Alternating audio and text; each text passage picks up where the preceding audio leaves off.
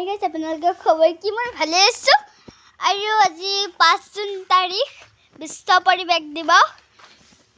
so আজি চাৰে কৈছে সকলোৱে ঘৰত এডাল গছ ৰুবা সো মই ৰুম বাৰু এতিয়ালৈকে ৰুৱা নাই ৰুম হে গছ পুলি ৰুব কৈছে আৰু চাৰে কৈছে মই আপোনালোকক কেইটামান জৰুৰী কথা কওঁ গাইছ চাৰে কৈছে মোক এই কথা আমাক চাৰে কৈছে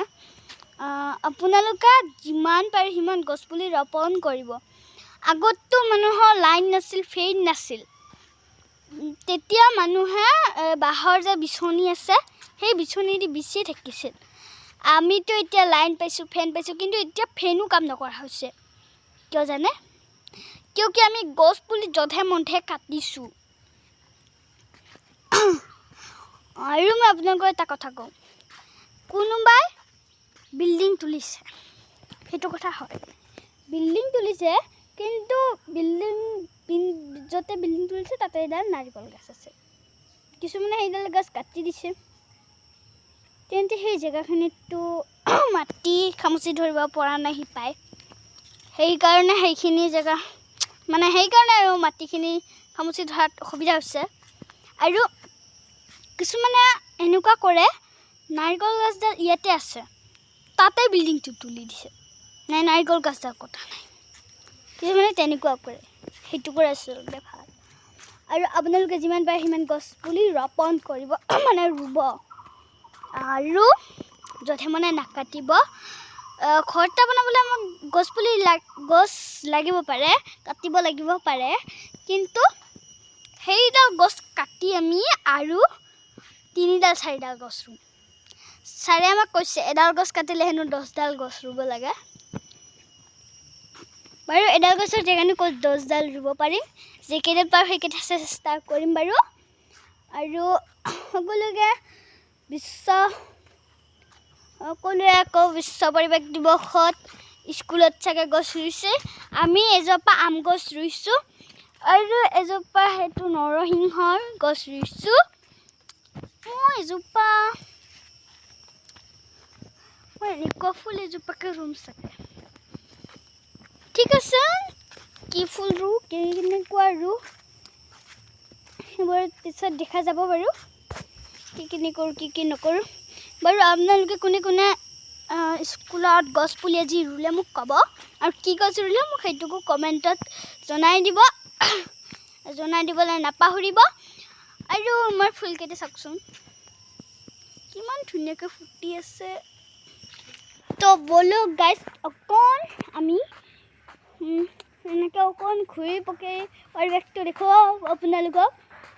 বাৰু আপোনালোকক মই এটা কথা সুধোঁ আপোনালোকে জানে যদি কমেণ্টত জনাই দিব হা আমাক চাৰে সুধিছে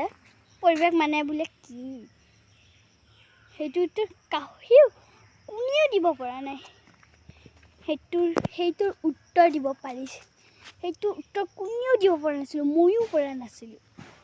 সেইটোৰ উত্তৰ আচলতে আমাক ছাৰে বুজাই ক'লে এইটো এতিয়া আকৌ ছাৰে কৈছে মাটি পানী গছ গছনি জীৱ জন্তু সাগৰ মহাসাগৰ আদিৰ হেনো পৰিৱেশ এতিয়া মানে গৰম এতিয়া বহুত হৈছে এই কেইদিনমান আগতে যে অতিপাত গৰম আছিল 31 ডিগ্ৰী 32 ডিগ্ৰী 38 ডিগ্ৰী এনেকৈ গৈছে আমি গৰমত সহ্য কৰিব নোৱাৰোঁ গৰম আৰু ঠাণ্ডা সহ্য কৰিব নোৱাৰোঁ ঠাণ্ডা গোটেই এই গৰমটো আৰু ঠাণ্ডাটো যাতে মানে সমানতে থাকে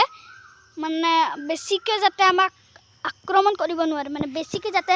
ৰ'দ দিব নোৱাৰে মানে বেছিকৈ যাতে আমাক গৰম দিব নোৱাৰে সূৰ্যটোৱে আৰু